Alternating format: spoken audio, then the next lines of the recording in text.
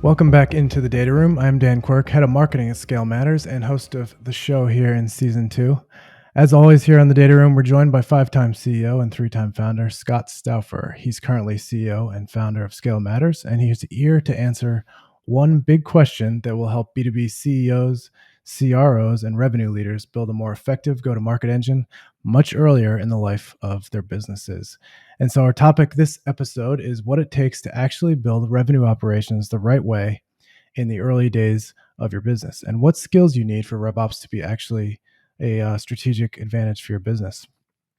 Now, I want to say real quickly as we intro, there's so many different perspectives on the definition of RevOps, the right structure for a RevOps team, what's the difference between RevOps, marketing ops, sales ops, customer success ops, all these different things. But one of the tough things is that all those opinions come from people at companies of all different stages with different go-to-market motions and different viewpoints. These companies have different needs, but today we're going to talk about RevOps specifically for early and growth stage companies. So I want to bring in Scott here. Scott, would you walk us through what RevOps done right means for B2B companies in growth mode?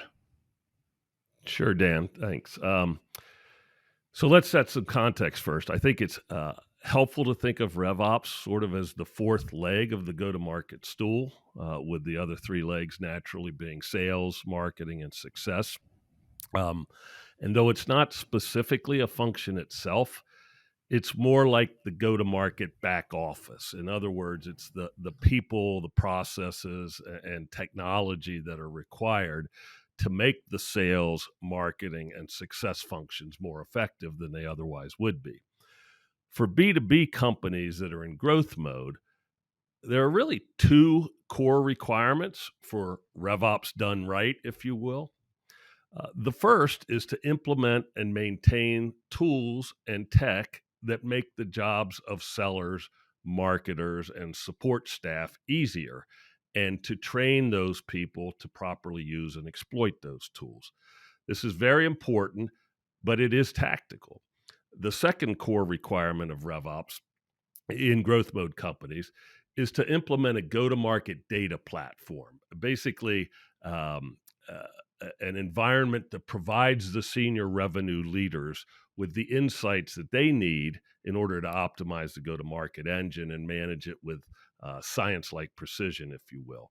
This requirement for the go-to-market data platform is what makes RevOps a strategically important function. Unfortunately, these two critical requirements of RevOps tend to demand uniquely different skill sets, which don't reside in the same person.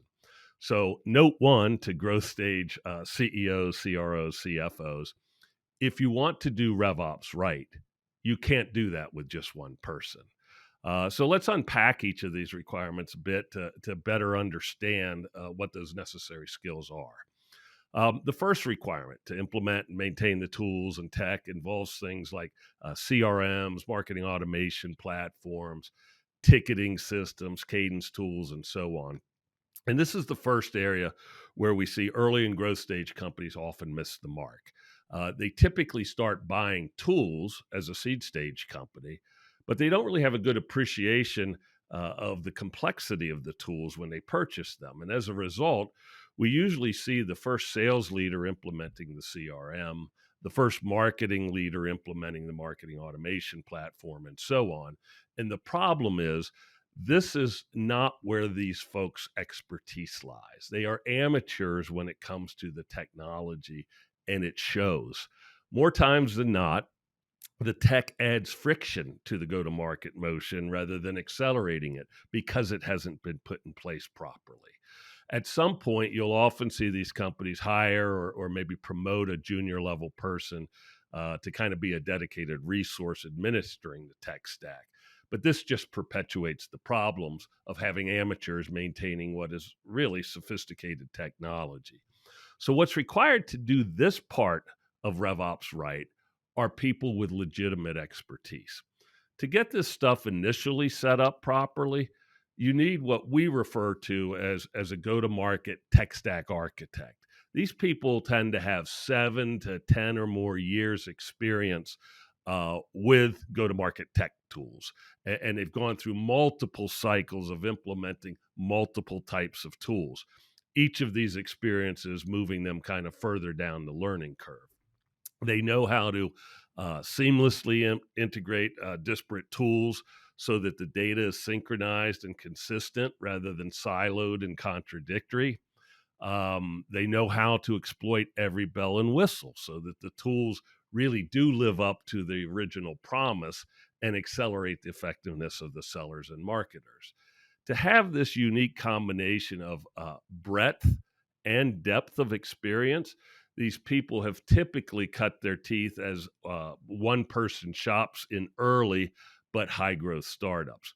But these people are very hard to find. And when you do, they're very expensive, demanding, upwards of $200,000 a year in base salary.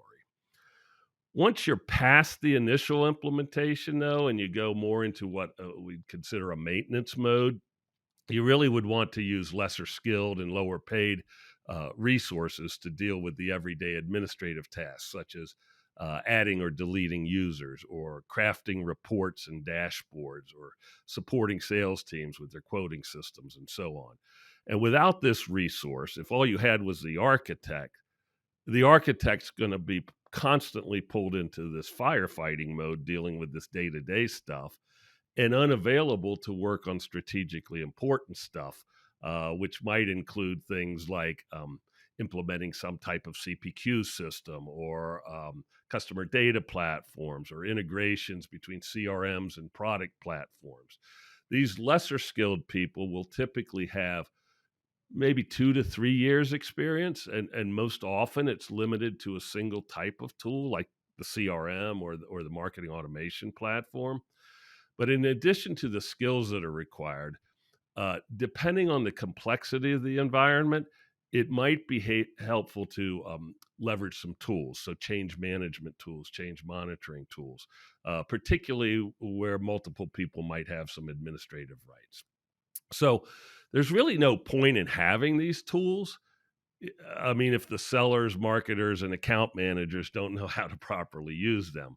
So, a very important aspect of ongoing management of the tech stack is what we call enablement, which is really just a fancy word for continuous training of the users so they can fully exploit the value of the tech that's been purchased. In companies that are growing their sales or success staffs by a handful of folks each year, the enablement function can probably just be handled by the day-to-day admins.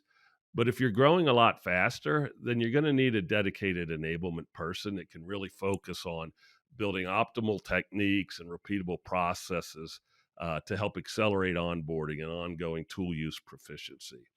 And what we see with the best enablement people, they often have like a training or teaching mindset, and they'll often leverage training tools like an LMS or something like that to maximize effectiveness. So now let's turn to the second core requirement. So we've talked about three different skill sets that are really necessary for the first requirement of implementing the tech stack and maintaining it, et cetera. But if you go to that second core requirement of RevOps, which is to implement a platform that surfaces data and insights for the senior revenue leader so they can manage the go to market engine and optimize the strategies and the processes and people and messaging, positioning, everything that's associated with acquiring and retaining customers. To that end, it takes a few different skills to fulfill this requirement. First, you need someone who understands the go-to-market motions of the company inside and out, and what granular insights would be critical for the senior revenue leaders to have in order to make good decisions. This person needs to have a full grasp of the end-to-end sales and customer journey processes. Then they need to be able to identify all the key data points that need to be measured throughout the process, get consensus on those and on the definitions and KPIs, and then instrument these measurement points throughout the marketing, sales, and CS tech that's being used.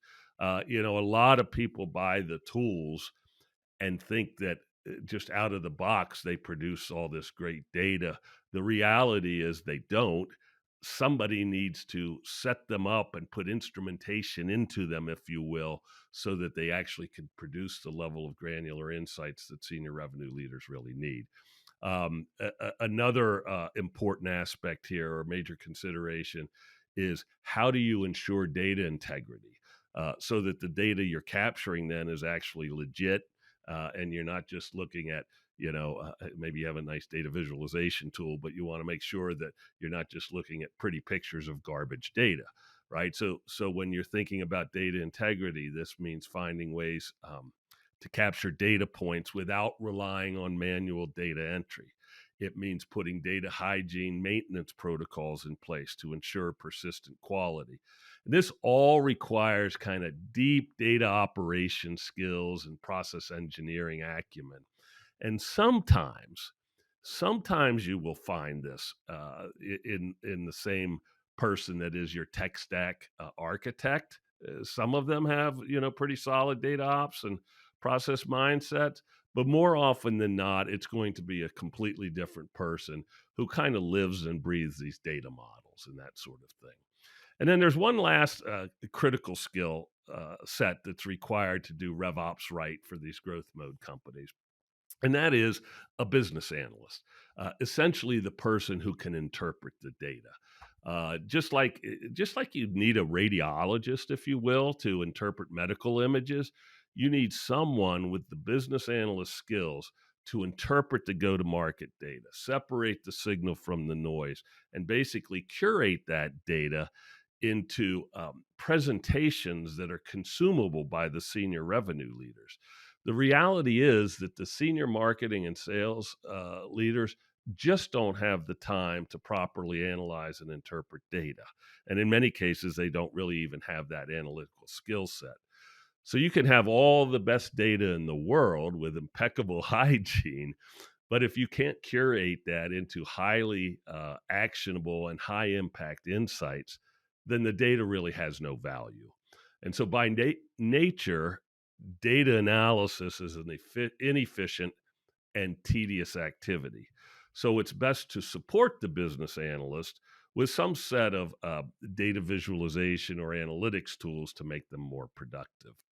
So, long-winded answer, but let me try to shorten it a little bit and summarize and say, look, we've said there are two core requirements for RevOps for growth mode companies. First is implementing and maintaining the tools required to help the sellers, the marketers, and CS staffs do their jobs more effectively. Second is implementing a go-to-market data platform that moves the insights, that produces the insights, if you will, that the senior revenue leaders need in order to manage the go-to-market motion with a lot more precision. We've identified 5 different skill sets required to do RevOps right. First was the go-to-market tech stack architect, someone with probably 7 to 10 or more years of experience. Second, a mid-level tech stack admin, probably someone with 2 to 3 years of experience. Third, an enablement person, someone that tends to have a training or teaching type of mindset.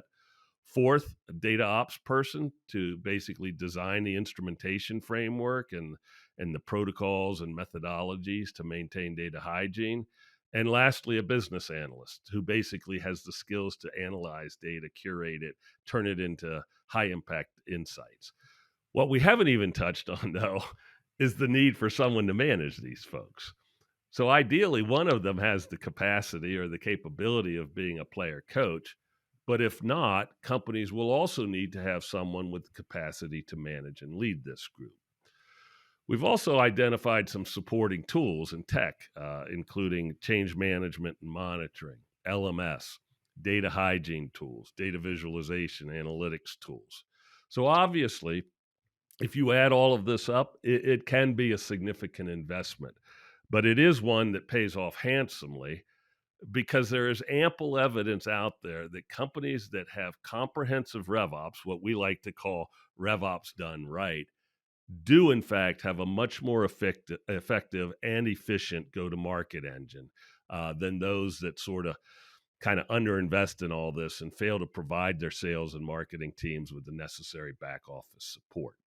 So this all ends up presenting kind of a very real challenge, though, for early growth stage businesses, say those that are under 25 million. And the reason is they need the capabilities of comprehensive RevOps so that they're not kind of competitively disadvantaged. But they often don't feel as if they can afford to hire a full team and purchase the associated tools that are necessary to support the RevOps team. And even if they could afford it, while they need all 5 of the skills that we've identified, there isn't likely enough scale to require each of those skills on a full-time basis. So it'd be very difficult to actually retain the employees if they're underutilized and not challenged. So often these companies will actually hire, 1 or 2 RevOps folks and hope that they possess the full spectrum of skills required. But unfortunately, that almost never happens. And instead, these companies end up hamstrung with immature go-to-market tech and data infrastructures. Good news, though, is there is an emerging class of RevOps service providers that do provide a pretty attractive, actually quite attractive option for these early growth stage businesses. And then we'll discuss that in one of our future episodes.